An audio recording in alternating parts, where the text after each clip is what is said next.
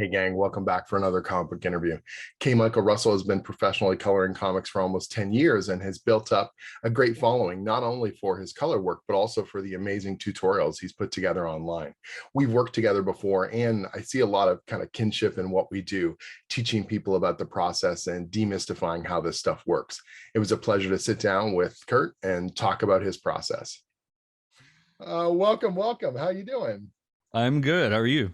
I'm good. I'm good. It's great to have you here on for one of my new comic interviews. I've gone through a lot of different interviews with writers, and I've talked to editor and letterer and all kinds of stuff. I'm trying to cover the full gamut of comic book kind of pipeline. And so talking about coloring, obviously crucial to the process. And you've been doing this for quite a while. How long have you been professionally coloring comics? We're coming up. I'm gonna pull up my own website to figure out what I worked on. I know you're gonna ask me. Yeah, that's right. We're gonna get this and timeline. and my memory is terrible. So but it's I guess officially it's coming up on 10 years for me, which sounds crazy, but That yeah, is sort of the magic number, I think, for a lot of people. That's when they feel this real traction kind of take hold. It is that corny kind of cliche of the it's 10-year overnight success, but that does tend to be the reality, actually.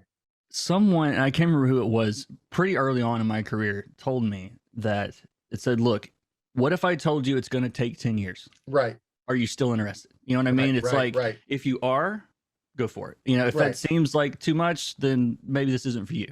You know, Well, and it and seems it like was such an like, abstraction when you're like, you can't imagine it. yeah, where did he get 10 10 years years, from? 10 come years. What does on. this guy know? And It's yet not going to it's take that not long. necessarily that you won't be doing anything in that time. True. Obviously, it's just there's this weird kind of journey that you go on where you start on it and there's that initial burst of excitement, and I think, oh, creative, gonna do these things.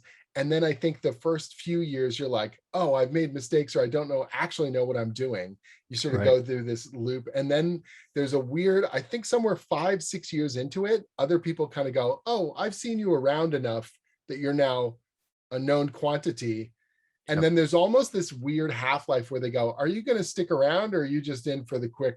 And you're like, dude, I've been here 5 years. What are you talking about? And Yes. like, Yes. are you really in? And you're like, yeah, no, I'm really in. And then somewhere around that 7, 8, 9, suddenly they go, oh, I think they're sticking around. I think this is for Yeah. real.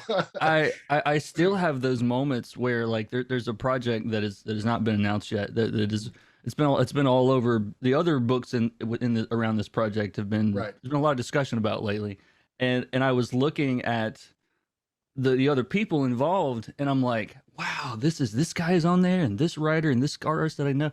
How on earth did I get into this? And I'm like, oh wait, I've it been was like I'm doing this talking to my for a mom or while. something. And my mom's like, "Hey, you've been doing this for a while, Yeah. like Yeah.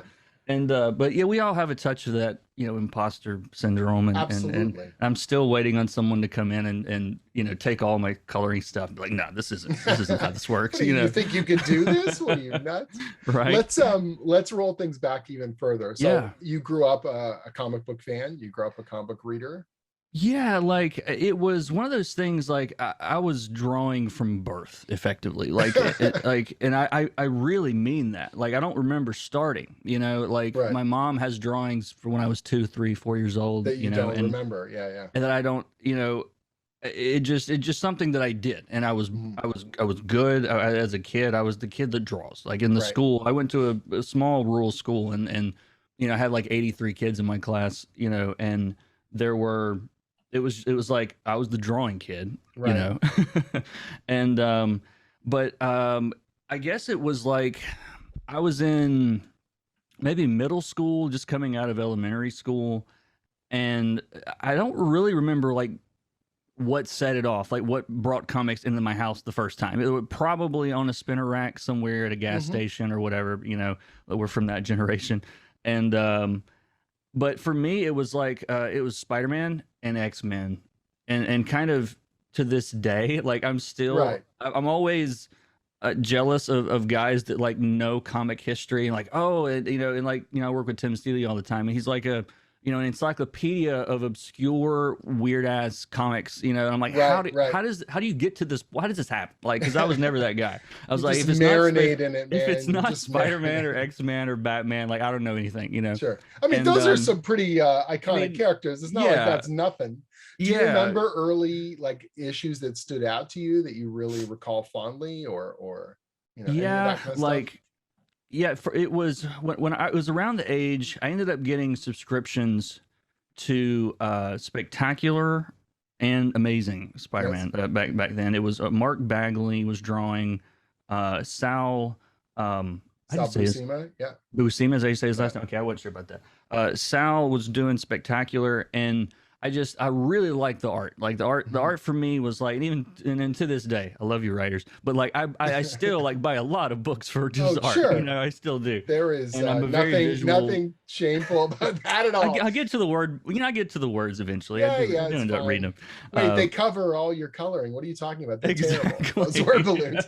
I rendered that building so well, and now I it's just a know. I thoughtful and know. nice job. Yeah. I had a student the other day ask me, it's like, how do I don't want to color stuff that's going to get covered up by the lettering. I don't want to waste time on that. So like, how do I? And I'm like, that's another discussion. But anyway, like I was into, I had a subscription to those. Didn't really follow Colorist at the time. Like I knew that was a Sure. I job mean, and knew so somebody yeah, did what it. was the separation of you started to follow particular artists or particular writers? You It know? for me it was I would follow really whoever was drawing whatever was going on with Spider-Man. He was always Right, right. been my favorite. He's got Sure. the shrine behind me to him. I always followed him, and then and this was around the time too, and this sounds a lot like your interview with Max Dunbar, by the way. We have a lot of the same That's okay. DNA in there, but like X-Men #1 with Jim Lee Sure. and Joe Mad, um, Chris B. Is it how do you say his last name? Bachelon. Bacalo? Bacalo. Is that I don't know how to spell any of these guys' Bacalo? names. I'm not sure Bacalo. either. Okay, Yeah, you don't yeah. know either. Good. He was doing like Generation X, like had Hmm. just gotten kicked off. I just remember like certain books that like I just Oh, like the sure. style of the artist, and I'm probably mixing my years all up in here, but um, but yeah, it was a lot of that kind of stuff, a lot of superhero stuff, and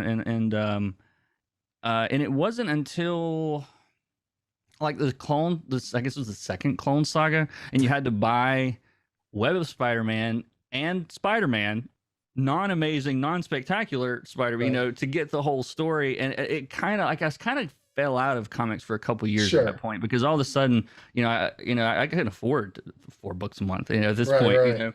and so I kind of got away from it, and it wasn't until much later, like I was boy, we're gonna skip a lot of but as far as my personal history, but Sure. it wasn't until 20 2012 2013 I was coming out of nursing school. Oh, okay. That's what you went to school for? The second time, yeah.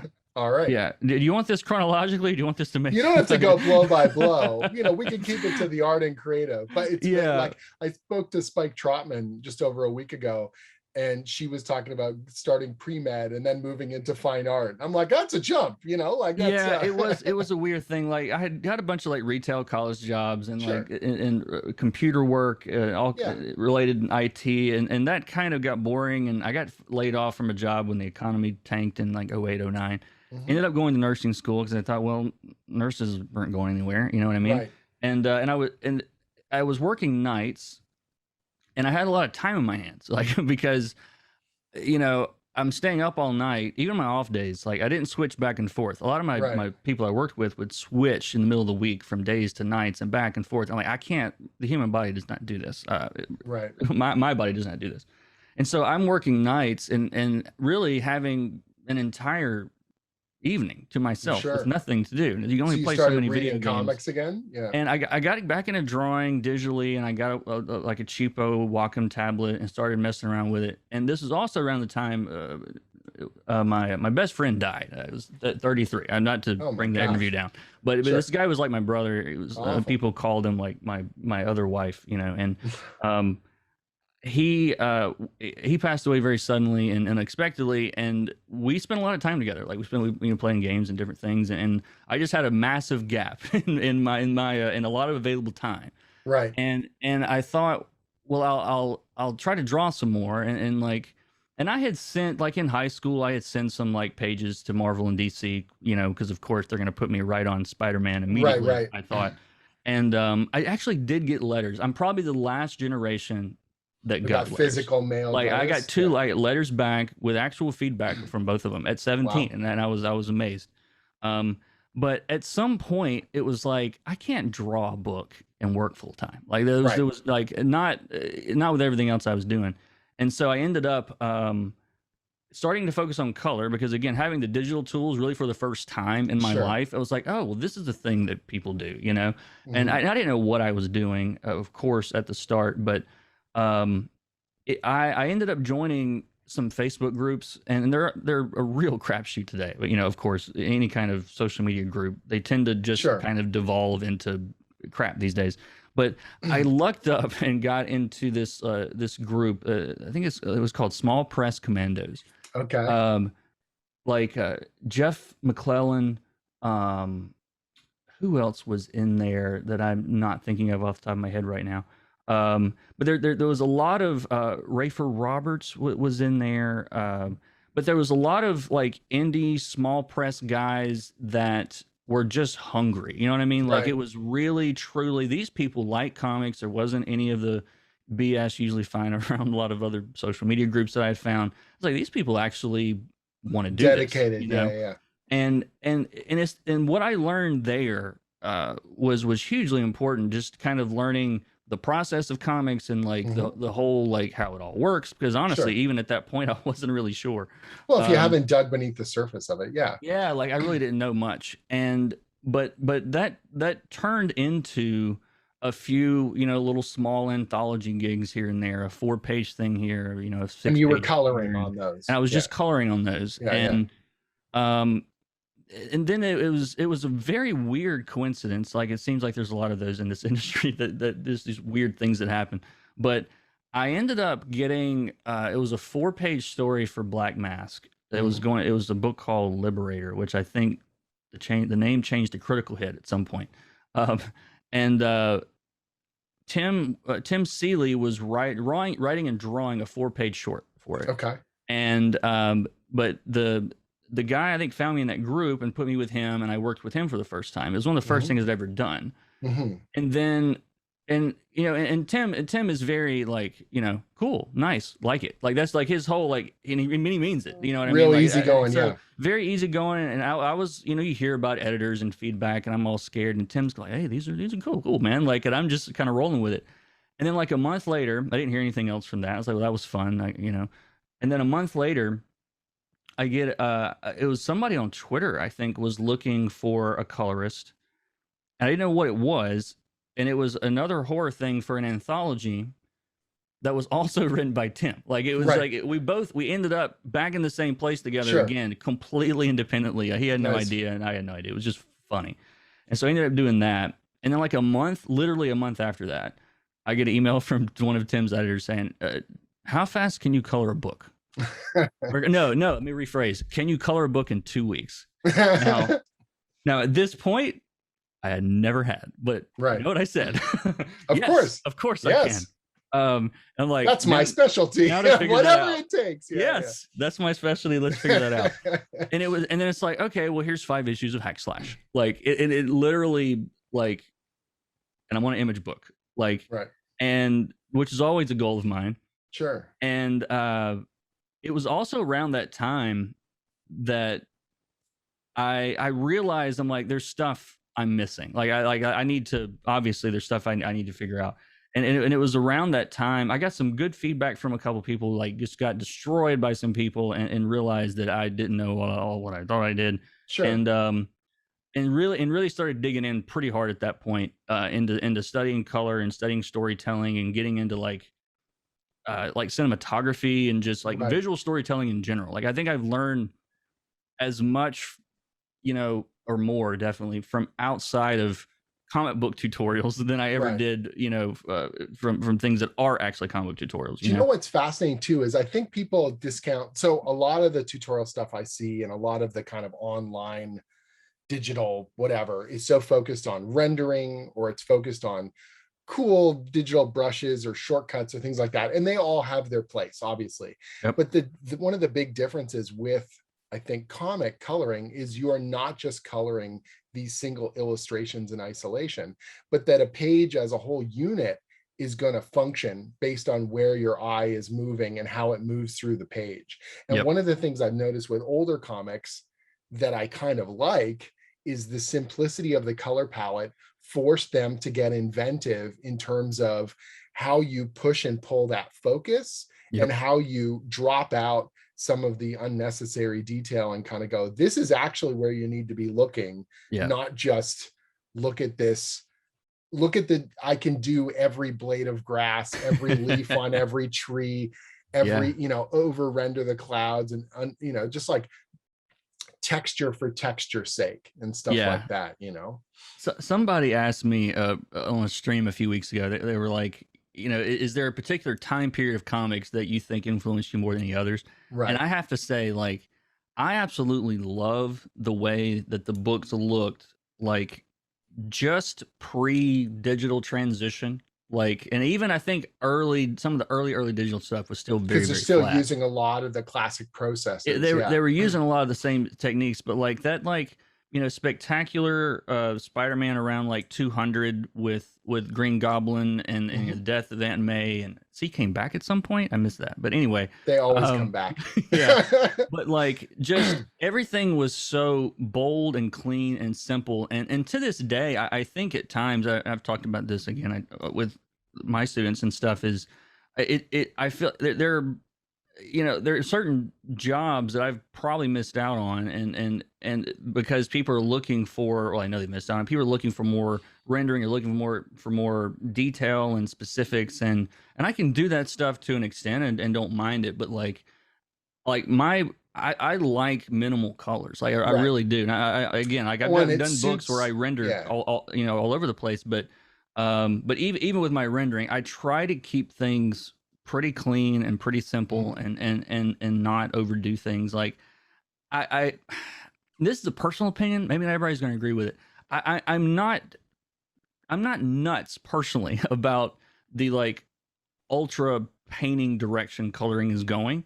Right. Now, the guys that are doing that, I love them to death. I read the Sure. stuff, it blows my mind what they're Sure. doing. And at the same time, I'm like, is this where we're all going to have to get Well, and to? It's is like, it, does it to, to enhance to work at that readability, level. right? Yeah, Yeah, and it's and like, it's one thing for a cover rendering or whatever illustration where it's a singular image, but panel by panel, is this the right thing? And one of the things I noticed is, again, a lot of early colorists, a lot of people starting off, they tend to think in terms of single panels, and they're mhm, like, oh, I'll set a color palette for this panel, and then we're just going to copy paste across all the panels. And you're like, there is a homogeneous, bland kind of nature that comes through the coloring yeah, when you do that. That's not to say that every panel has to suddenly adjust the lighting or the palette, but right, you do have control of the flow of the page. And that's more than just copy paste, obviously. And that's more than just, sky is blue and grass is green, and yeah, faces are flesh tone or whatever. Like that has got to be, you got to be thinking about all kinds of other things, and trying to get, when I'm working with particularly new colorists, trying to get them like, yes, you can render stuff and that's cool, but there's more than just rendering to to a story, to a panel, to a page, right? So yeah. There was a I relate a lot of my stories back to talking to my stream, because I do it all. I stream pretty sure. often these days, and so a lot of the questions that I'm bringing up, there was a guy in there asked me about, I think it was just a week or two ago, about where, how did he put it? It was something to the effect of like that, why I didn't use swatches, or like basically a preset kind of palette Right. per page, and that's something that, and again, I can tell people this today because I used to be the guy that did it, Sure. but it's like, if you're going through a book, and character A's skin tone is this color, whatever that Sure. is, and if you take that same skin tone and try to apply that to a scene where it's meant to be nighttime, Right. or he's in a room with a big red Sunset, light in it, or whatever. anything. It's Yeah. like, that skin tone. A lot of new colorists think, okay, well, I got to keep the colors the same, and so Right. it's like you said, like literally eye dropping and Consistency. color Yeah. basing, and that's cool. I do that sometimes to like rough in like some base colors. You know what I mean? Like, just Well, like, what okay, well, I'll this do is the is same I'll do page a for a scene, so yeah. I'll do like a scene at a time. You know what I mean? Sure. I'll do And like a day cast palette so I know what yeah, the default is if it was, kind of neutral, if you want to right, look at it that way. yeah, And then you can always like push under a those white light kind of exactly. And situation. then Yeah. push and pull those color tones or drop adjustment layers or whatever, set a palette and then build off that palette. That was the way I used to do it when I was coloring, right? So I knew what whatever Spider-Man's costume's supposed to look like, but now Yeah. we're going to do, this is nighttime, this is extreme color situation. And what does that color cast change things beneath, those tones or whatever? Yeah, and something that I honestly just started doing within the last year that made a big difference for me is when, and for anybody that's not aware, most pro colorists work with a flatter, is what it's called, and a Right. flatter is effectively, uh, uh, there's a couple of different things that they do, but in some cases, but for the most part, a flatter goes in and they just trace out everything on the page They're with the building lasso selection and fill it areas. with a color. Yeah, Right. they're not choosing colors that are going to appear on the page. They're Right. just breaking up everything, so I don't have to spend 2 hours, highlighting the hair on the character. Yeah, It's like, most comic book art is pretty clean in terms of line art. Like there's mhm, certain artists who have got a very diffused or loose style where you would go more mhm, painterly, but for the most part, you're talking about relatively hard outlines on characters and so on. So right. having those selection areas and being able to quickly move between them, you essentially have a separate digital layer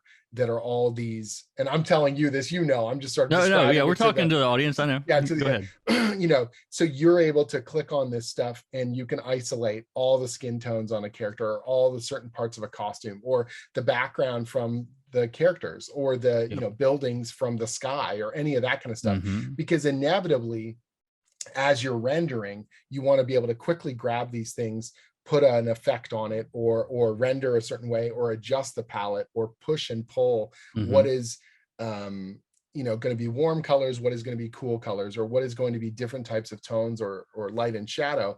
And having to reselect those constantly is a nightmare, you know what I Mhm. mean, in terms of a wasted time. So Right. if early on in your coloring career, you're generally flatting your own stuff, so you're doing those selection areas and you can spend time, like inordinate Not amount me. of time. Well, ideally not, right? But if you've Not got someone who can build those selection yeah. areas and they get really It's good at it and fast at it, it is a insanely huge time saver. And the cost of a flatter more than pays for itself because of the save time and the efficiency and the consistency. Yeah. yeah, like I definitely, and again, this comes up all the time, and I talk to a lot of new colors like, oh well, I can't afford a flatter. Sure. And the only thing that I will say to anybody that says that is to do the math yourself, Right. like on Time that spent. process. It's like, Yeah. Yeah. because for me, and just really quickly, I'll get back to my point where I was going with my flatter. But if you make some simple math here, let's say you're making $50 a page, Right. and if it takes me, 4 hours to flat it and then render it and do all of it. All Mm-hmm. right, so I'm making whatever that is per hour, right?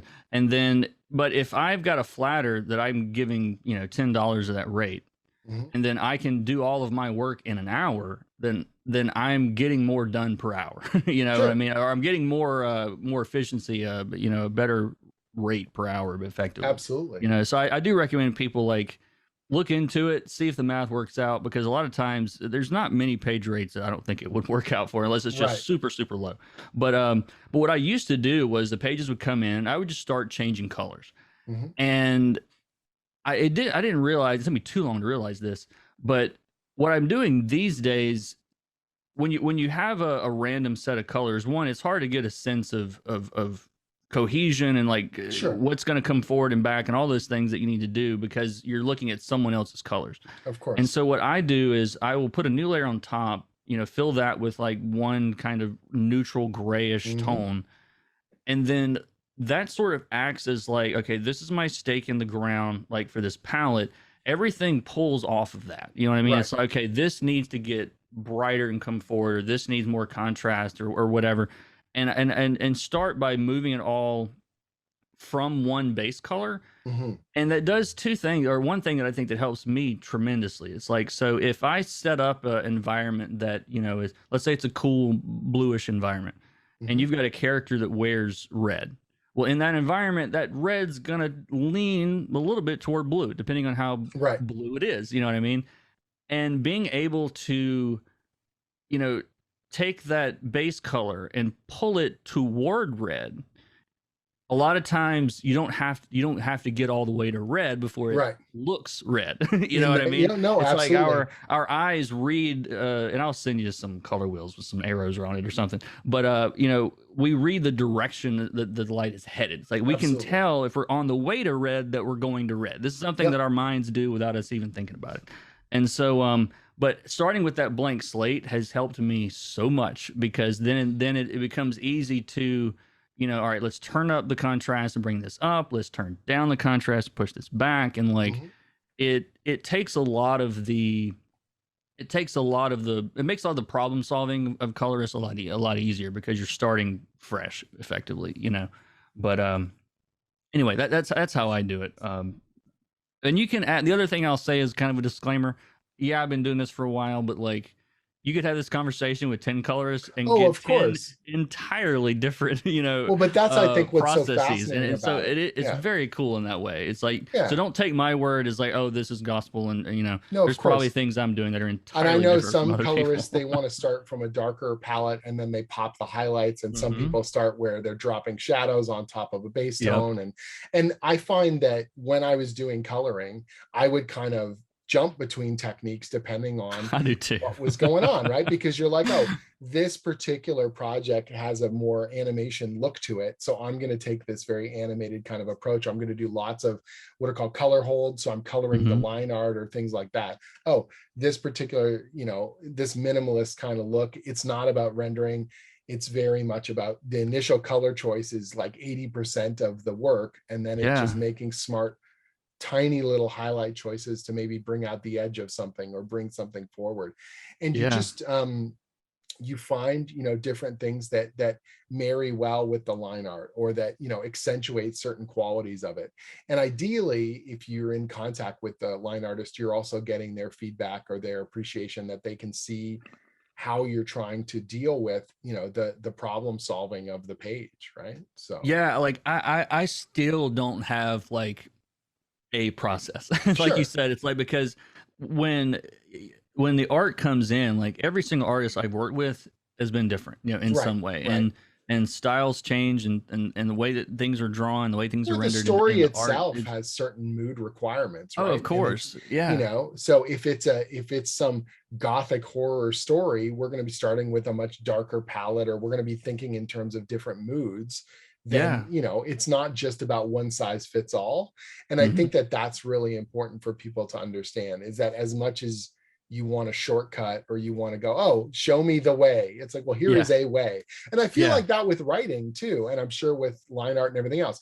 You know, someone will say, well, is it someone will ask me questions like, should I pitch a 4-issue miniseries or a 6-issue miniseries, or should I pitch a miniseries or a one shot or a, you know, and it's like, well, I don't know your story, I don't know Right. what the value of it, can you justify 6 issues, or are you Just I literally, want to step in your steps, yeah, Jim. yeah. Like, how do I do Well, that? You they know, what they want to exactly. do is they want to know the answer. They want the formula. Yeah. And it's like, if it was Yeah. a formula, that's not to say that you can't learn anything or that I don't have anything to Sure. teach you. Obviously, I'm talking about this stuff constantly, but Yeah. it's like trying to understand, okay, evaluate the situation and then find the solutions that you've seen or that you understand to fill, you know, that equation, to figure out what's going to fit.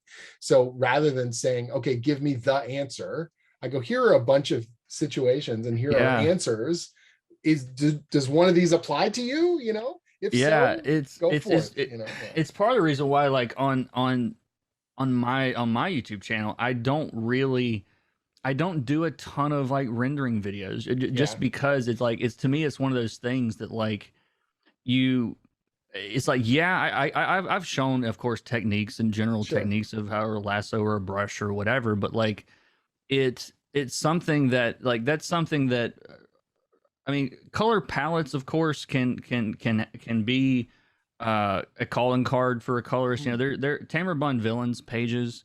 I can see from 12 feet across the room and go, Tamara. Like, right. there's just I don't need to see the rendering. I don't. It's like something about her mental math formula for Right. how Breaks not down the formula, but page. like her Yeah, yeah, yeah. algorithm for color choices, like but for me it's like rendering is one of those things where you can really kind of show your personality as a colorist, and so I've always Sure. tried to like push people to experiment and try things and give people enough to get started, but it's one of those things that you're gonna evolve over time in Sure. how you do that. You're gonna learn a Right. trick one week and completely change what you're doing by the second at the beginning. And so but yeah, I've always tried to keep it very kind of general and Sure. focus more on the storytelling side, because when I was starting, I couldn't find anything, outside of, old blog posts. And, I mean, I missed like the golden age of the forums. I've heard about of these Right. comic forums around my age group that people were into. And I didn't find them. They were already devolving by the time Right. that I discovered them. But that was one of the reasons I started my channel, was to there wasn't really any other colorists that I knew on YouTube, and even now there's not that many of people that actually did it professionally. Right. There's tons of people that will show you how to do this or do that. You can spend 4 weeks, Yeah, on yeah, a yeah. portrait. Sure, go ahead, but like I How do I really do want, this efficiently, but also yeah. make How, it how look do I good do in this pro? 20 times on a page? Right. So So you do hack slash. It's yeah, not like at that moment you're still getting, kind of different projects, or you're still on the hunt, right? Like it's not like very it's much yeah. actively hunting for things, like, Sure. because I put myself in kind of a strange position of, most of the people that I worked with that were coming up in comics, had jobs that they hated, or they had jobs they were just dying to get out of, and Hmm. comics was hope they were hoping that was going to be their ticket out or whatever.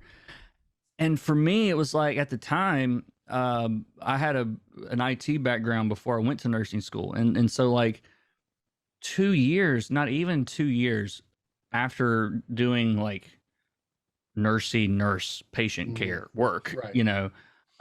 I get called by a software company that did medical software, that wanted a clinician to be able to train people on the software. And you're like, well, this And I'm marries the like, two things together. Yeah, yeah, yeah. I'm like, this will be the easiest interview ever, and it was. Nice. And I got the job, and it's a good job. Like, I Right. mean, I'm in the States, so like you get a job that like gives you health benefits and Sure. a 401k and all that stuff, and I'm like, it's a good job. I don't want to quit it to do comics right now. Like, I don't Right. trust comics this much right now, especially this stage of my career. Nobody knew who the hell I Sure. was. And but it was around that time period though that, like, I couldn't really do more than maybe two books a month, maybe, Mhm.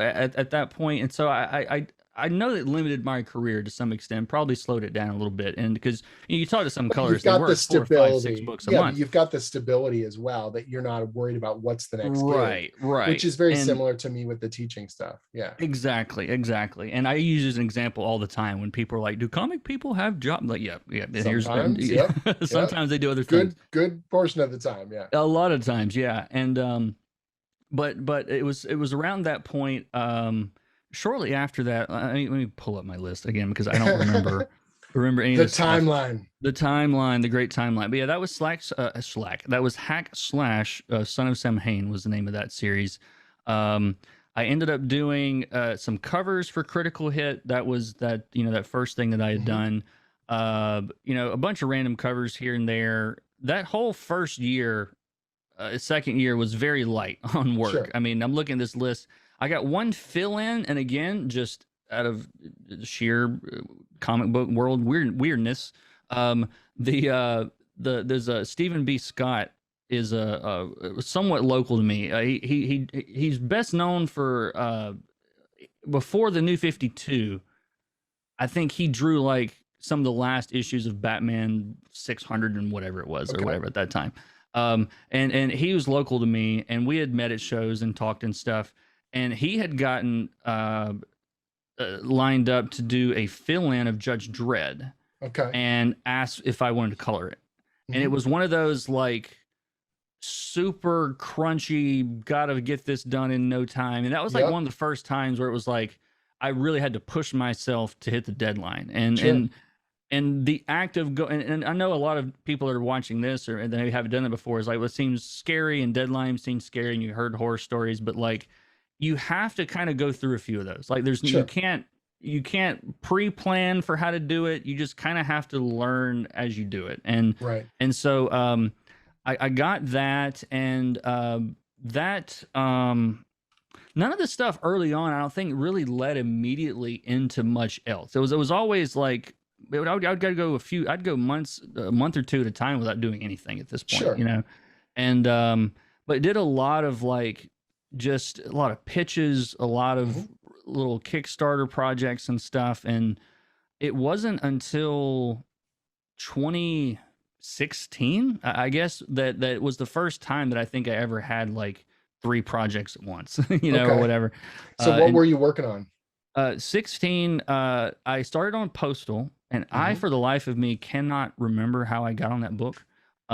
Now that we're sitting here Right. talking about it, uh, but I started Postal at Top Cow with Isaac Goodhart Mhm. drawing. That was my. It's still maybe one of my longest runs. I think at this point, it was 12 or 13 issues, which was an amazing learning experience. That was something else that Well, the I nice thing is didn't building up that regularity. I Absolutely. didn't really anticipate like how much I would learn on a monthly book where Sure. you're with an artist. This was Isaac's first, basically. He was a top cow talent hunt Mhm. competition winner, I believe, and so this was like his first major gig. Um, and to see he and I both improved over that year Right. Right. tremendously, but getting to work, if you get an opportunity, even when you're practicing, it's like go find like 4, 5, 6 pages of one artist and Mhm. do that one artist, because you're going to learn something on the first page and you get to the second page and like, I wish I'd done this on the first page. And then you get Right. to the fourth page and go, I could have done that, you know, and so you're sort of honing, you know, Of your course. process with that art. And so that was a huge experience that I really enjoyed. Yakuza Demon Killers was a really fun book at IDW with Amit Chauhan and Eli Powell. Nice. um Very crazy palette on that book. It was like a weird supernatural mystical story, and I went like just neon with this book. It was a very very fun book. And then Glitter Bomb, are you familiar? Do you know, I are am. you know what that is? That was a fun book to put together. And Jabril was also, he had done some shorter stories and some anthology stuff, but that was his kind of breakout book there. Yeah, And man, that I still remember looking at his page going, how old is this little sucker? How old I is this know, guy? so young. I think he was, I want to say He was like 21, 20. 21, Yeah, man. He when he was started 21 that years book. old. And his stuff had this refined quality and his storytelling He was had no so, business being that good. no, it was insane. And he's, just keeps getting better all the time. He's ridiculous. That was a really fun book to put together. I had so much fun on that book. Like, I remember being, again, just we got to go a little behind the scenes here for people that are interested that may have read it. I remember the first 3 pages were a monster. Like it was like they pulled you in so quickly. Oh, you talk about And Glitter Bomb with the, yeah, with like, Glitter Bomb. That whew, opening scene was that was just, actually how I pitched the book, by the way. yeah. So I think you told me that. Yeah, yeah, it was such a, I made sure that those first 3 pages were such a ridiculous hook yeah. and they were It so was. compelling. And It so was. what I ended up doing was I told, Eric Stevenson, who's a publisher at Image, I said I had a new pitch. I wanted to set up a meeting with him at New York Comic Con. And his schedule was so intense. He was doing 15-minute meetings. And it was like I you have remember you 15 telling me minutes. about this. And so No pressure, right? I've got my time slot and you can't be late. And the new, the Javits Center is huge. So you leave a little early, make sure you got that time. I've got the pages on my tablet. I've got the cover, I've got the first 3 pages, and I've got some character design sketches. And I sit down in front of Eric Stevenson and I go, okay, I've got this concept called glitter bomb. And he goes, what's the concept? I said, just read these 3 pages and then we can talk about it. And he gives this little eyebrow raise, like, that's a little cocky, you know, like, and then he looks at the pages and he just flips, and then he goes, well, I guess you got yourself a book. And I was so just funny. like, wow, it was the fastest. Has anything like that ever happened to you since then? That's the easiest pitch I've ever done. And so I literally, within 3 minutes, I had a green light.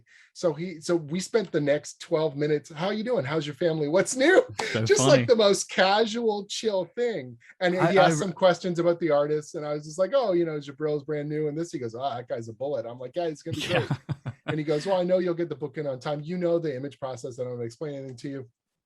Have a great convention. And I walked away just like on a cloud, like what just happened?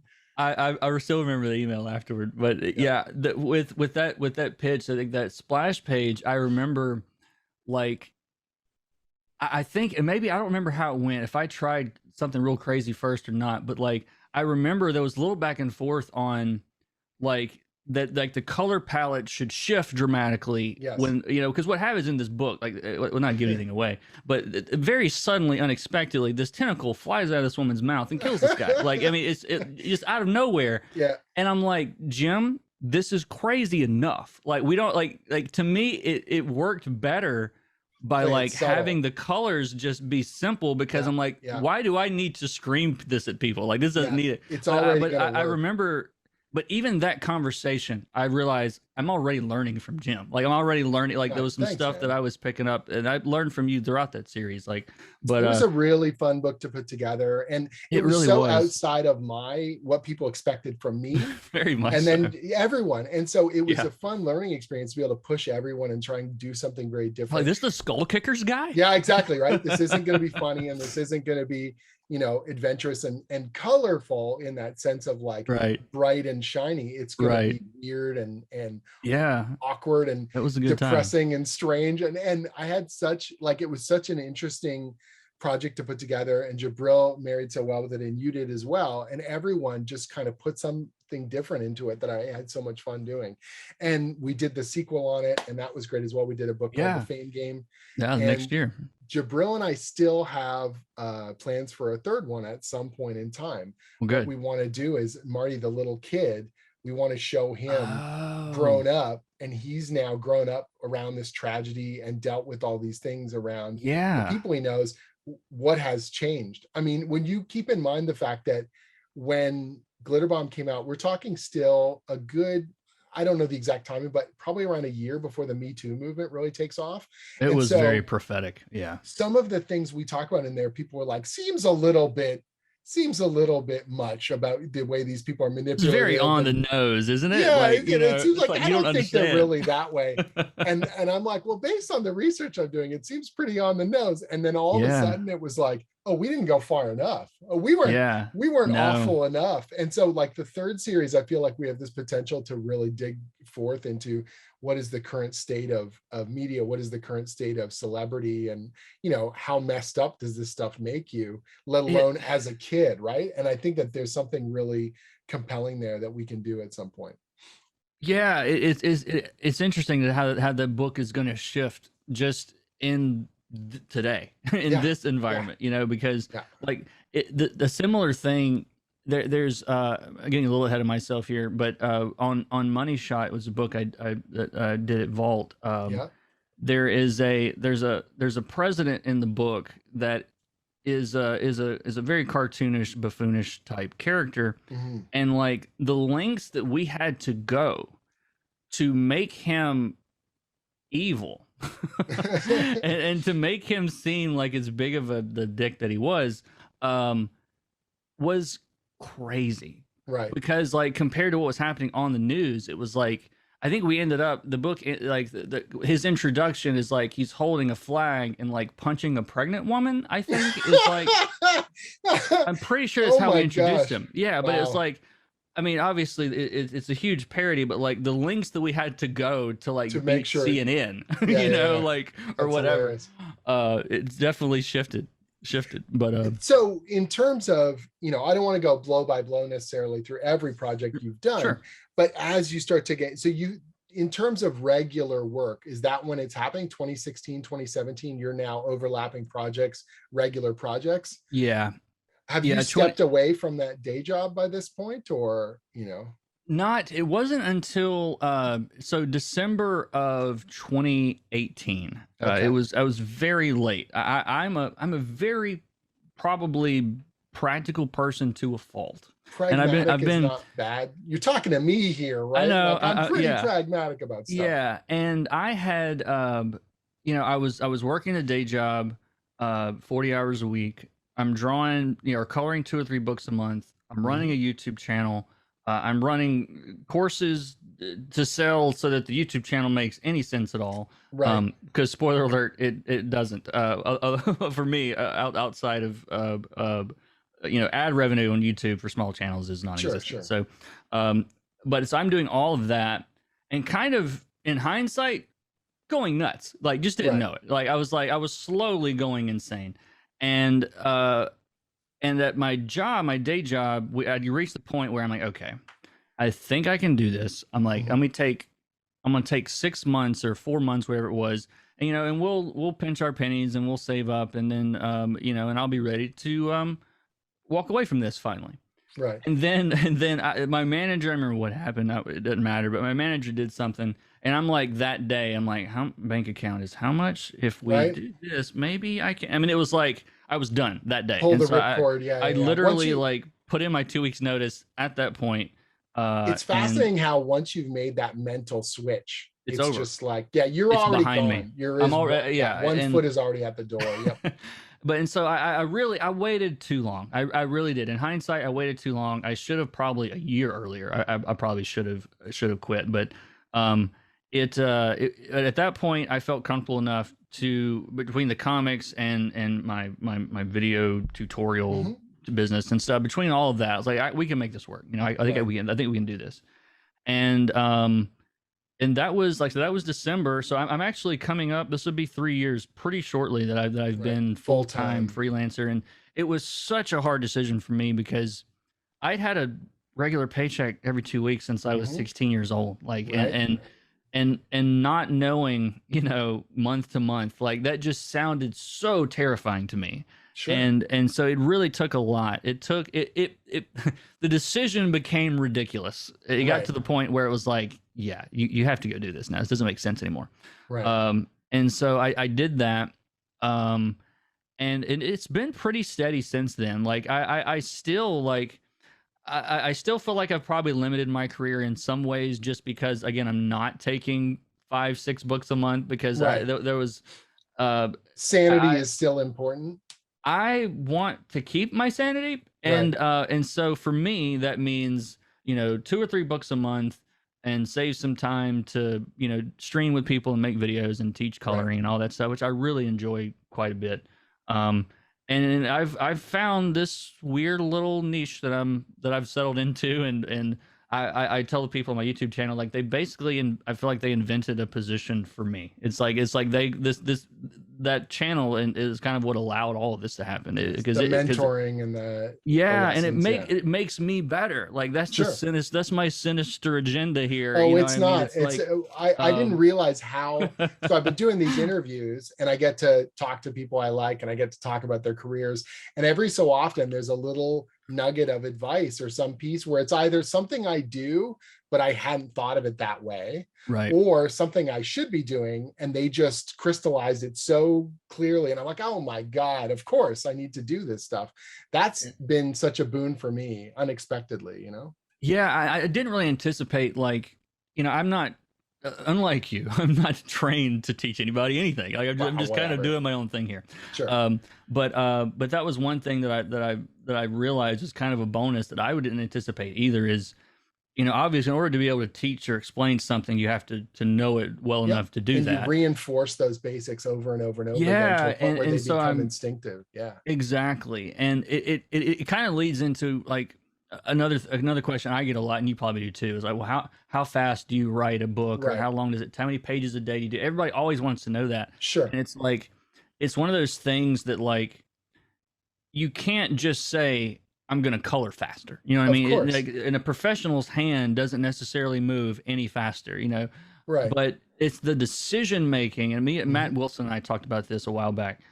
The decision making is so much faster because you've just seen it. And the more that you Right. work, it's like, oh, well, I've seen this where there's the two guys in the front and the one guy in the back, and I need to make Right. sure, you know, and you immediately mentally rule out 12 things a beginner is going to have to try, you know, Exactly. and And the so same it's thing like, with a story and pacing. And I look and I start breaking scenes down and I go, oh, if we're covering this much exposition, or we need to get from yeah. here to here and make this, it sounds really awkward to say, I want to make this scene really touching. I'm going to need 3-4 pages. You know, it's like, in my head, I will figure out the dialogue that will seem really emotional and compelling, Hmm. but on my breakdown chart, I go, all right, 3 pages for emotional, you know, like, and it Yeah, sounds so cold. You're like, wow, it's 3 so pages for cold-hearted. emotional, is it? You're like, Yeah, but when I'm writing it, do yeah, something amazing. yeah. Panel 4. Okay, yeah. Now the So, wonderment happens as we hit a 2-page spread. You're like, the wonderment? Really? You're putting that in your yeah, pacing? You're like, when I'm writing it, I will figure out something really visually interesting, or something,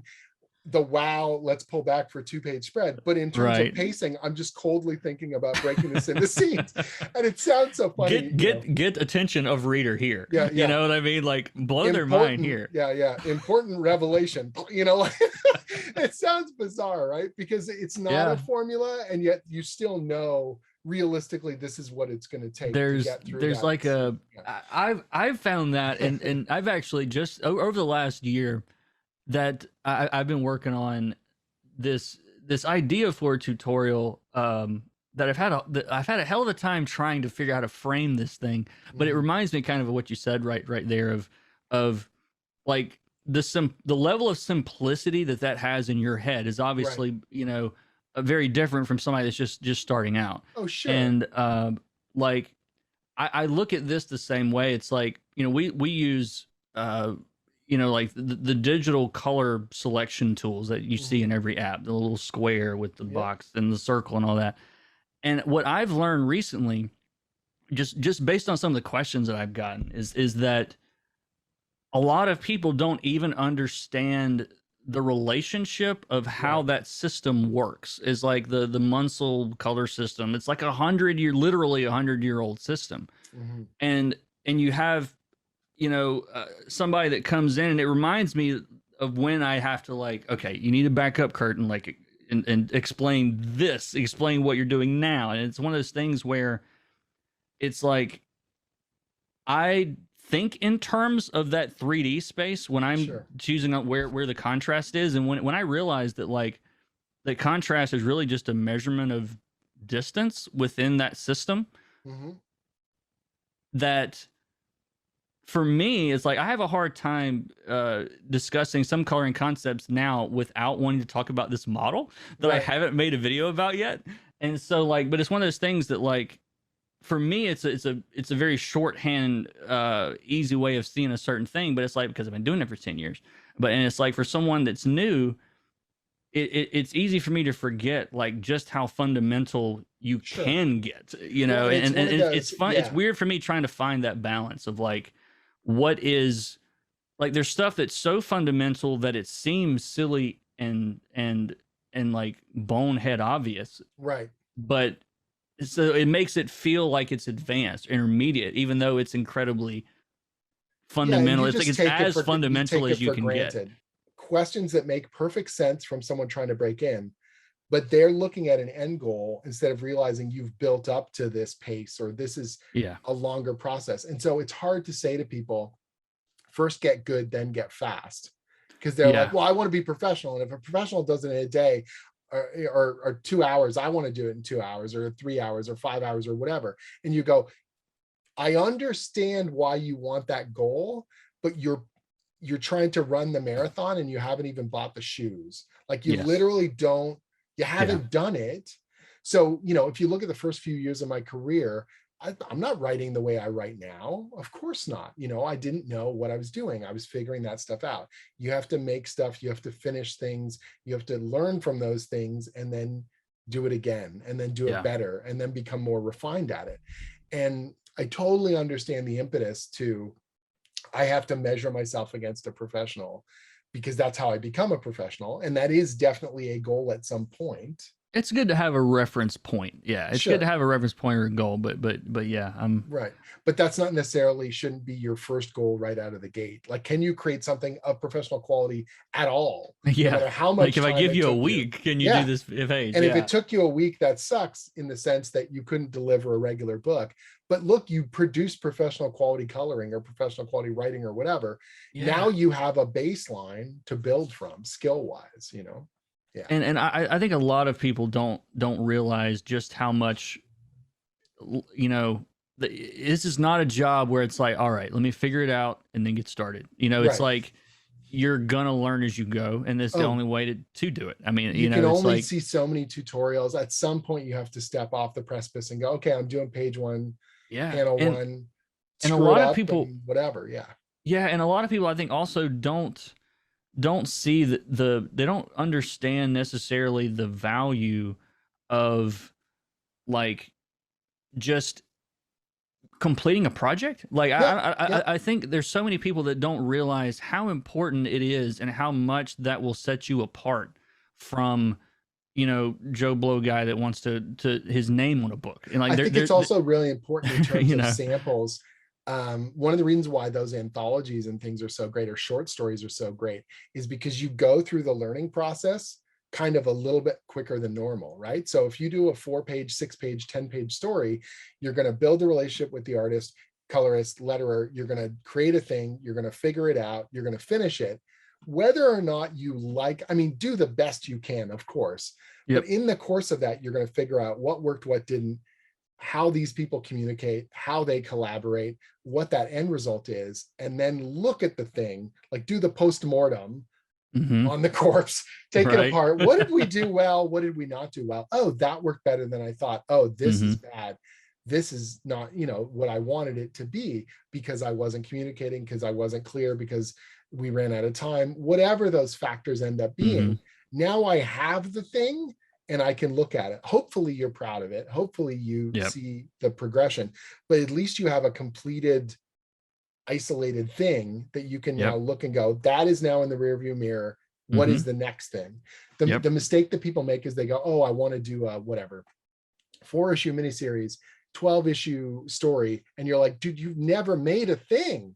Like, you're trying to now do, you're trying to get into college and you haven't got out of elementary yeah, school yet. you're You know what trying I to mean? do Like 120 pages and you've never done 3 pages. You know what I mean? yeah. And then when it falls apart, there's this sense of like either angry at everyone else or angry at yourself. I guess I'm not cut out for this. You're like, you literally tried to sprint before you knew how to walk. You True. haven't done this stuff before, Yep. And so make a 6-page thing and then go, oh, this is cool. Oh, we learned something really neat. And now we can apply that to what we do next. And you'll see that all the time. These, core concepts that build off of short stories or build off of concept sketches or the development period. And at some point they step forth and they make the thing, right? Yep. So That's it. that's kind of the big piece of advice, I guess, that I try and give people, and sort of try to prove like, look, this is not just me. This happened for me and it worked really well, but it's also all these other creators and their careers. And that's how this stuff really Yeah, and just out. since we're talking about like breaking in kind of stuff, like the other thing that I give advice, again, this is what worked for me. I can't, Right. for, Sure. for what that's worth, but whenever you get started, it's like I tell people, like, find people that are like in your what would be like your graduating class, Your of weight comics. class, You if know what I this mean? was the Like fighting league. it's Yeah, like in those Facebook groups, I was finding writers and artists and letters that are just like me and around Yep. the same Yep. exact position. And it's like, oh well, this guy gets a gig. Oh, he brings the artist along, and oh, well, let's get that colorist we know. And then all of a sudden, you've got some collaborators that you know in an Creative industry that's circles. like has 100 people in it, or it feels like it. Yeah. Yeah.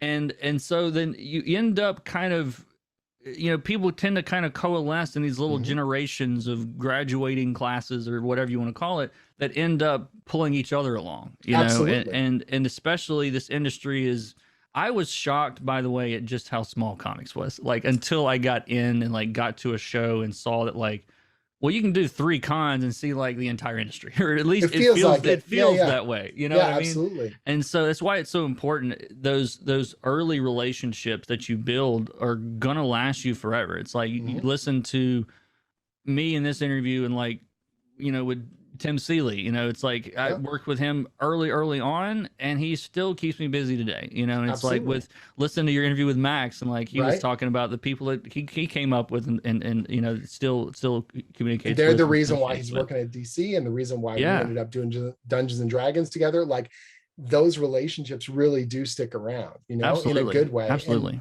that's why it's so important to, I think, you want to deliver the goods, and you want to be the kind of person that other people want to keep working with, Yeah, that yeah, you showcase yourself well, and you communicate well, and do the best to kind of fill that stuff in. absolutely. I think we covered some really good ground here. What are you Yeah. working on right now? What are your current projects that have What been I'm working on announced? right now, so I've been doing a lot of stuff for Vault the last Okay. couple of years. I They really are like working with. awesome. They're I delivering love some working with incredible them. stuff. Like Yeah. they understand comics. They love telling stories. Hmm. They understand coloring, like they like in a way that I have not dealt with a lot, to me, like in my career, as far as The like, feedback that I've gotten, so I'm doing a book at Vault. I'm doing the World of Darkness, really Crimson cool. Thaw thing they're doing. So it's a event built off of the Vampire the Masquerade book that they're doing. Okay, I didn't And the know that. I first look it meeting up. I had with them, I was like, this is one of the most enjoyable and professional interactions I've ever had. And then Yeah. I sent in my story stuff, and I got feedback from Rebecca Taylor, the editor. Hmm. This is some of the best feedback I've ever Yeah. gotten from an editor. And like, everything has been so incredibly positive. I've been raving about them to other freelancers. I'm Yeah. like, Me these too. guys are doing it right. Like, it's really impressive. It's, like I'm having a blast working with them, and they trust me, apparently implicitly, and That's awesome. Adrian likes what I'm doing, and as long as they'll have me, I'll probably be doing something for them. So what So, book are you doing for but the yeah, as far as now? working for since my Vault commercial has ended, no, the Blue Flame is Nice. one of the books I'm working on with them. That's Christopher Cantwell, Yeah. of Halt and Catch Fire fame, and lots of other comic books. And then it's drawn by Adam Gorham, Hmm. who is amazing. Yeah. He does the first page that we sent on, and I'll send this to you to show. Um, I looked at this page and it scared the crap out of me, because I'm like, I've never seen art like this in my life. Like, he Oh, was doing wow. all of this airbrushing stuff, and it was just unbelievable. It's like, the panel borders were on this first page, were intentionally very nebulous, literally nebulous. They were nebulous in on this page, and I remember thinking like, I have to learn new shit to like color this book. Right, You know right. what I mean? Like, and but I'm having a ball working with him. Like, it was such literally a challenge and adventure, just trying to figure Amazing. out how to deal with the line art. But deal with, I don't mean that the way it sounded. You know what Yeah, I'm yeah, saying? yeah. Adam's work is unbelievable. He's one of my favorites I've ever worked with. Cool. Um, and really cool story that is one of the best scripts I've ever read. Like, it's the first script that ever made me cry. Before I saw art, I was like, Wow. yeah. And I'm not a great script reader. Normally, I read a script and I'm like, I need to see some artwork. Sure. It doesn't. I'm one of those guys. It doesn't click with me until I'm seeing artwork. But I'm working on that. I just uh, Money Shot was another book that I've been on through. 15 is my last issue of that. Mhm. That was with Tim Seeley and Sarah Beatty and Rebecca Isaacs, who again, like, just ridiculously talented artists. To me, she might be one of the most underrated artists working. Period. Like, it's just Nice. unbelievable work. Really like working with her on that. The Dark One was one that was a big Brandon Sanderson book that I got Yep. to do with Graphic him. novel. Yep. Yeah, a huge graphic novel, 200 pages. It's very scary. Never did that before either. Figured it out and didn't die. Made it through. And then there's a couple of things. You know how it is. There's irons in the fire that can't be Sure. discussed yet. Of But course. um, but I'm really excited about. I will be working with Isaac Goodhart again. I think I can say Oh, that. good. And we're reuniting again on a very cool project. So Amazing. that's in the works, and whatever else comes along. Sweet. So if So people want to see your stuff and also get a handle on some of the tutorials and lessons you've done about how to color, how would they track you down? the easiest thing, you can probably just go to comiccolor.com. And if you spell color with a U, it'll work. I You made sure bought of that. both? Nice. Yeah, look at that. I'm so professional. And and then but yeah, go to comiccolor.com is like a good hub to get to everything. Or you can search for my name on YouTube, and if you search for coloring tutorials on YouTube, I am hard to avoid. Amazing. It's just very hard to avoid. So on there they because I don't know, it's weird that there's so few. All the colorists are coloring. That's what it is. That's what all Right? the colorists are doing is coloring. And that's why I think it's like me and one other guy is doing coloring Amazing. tutorials on That's YouTube. great, man. Well, it's a pleasure to chat with you. I'm Really good chatting so with you too, happy Jim. for your success, and I'm so glad it's going well. I'm pumped to always see new stuff from you, and I look forward to collaborating at some point again. Hey, I'm always down to work with you again, man. Amazing. All right. Take care of yourself. Take care.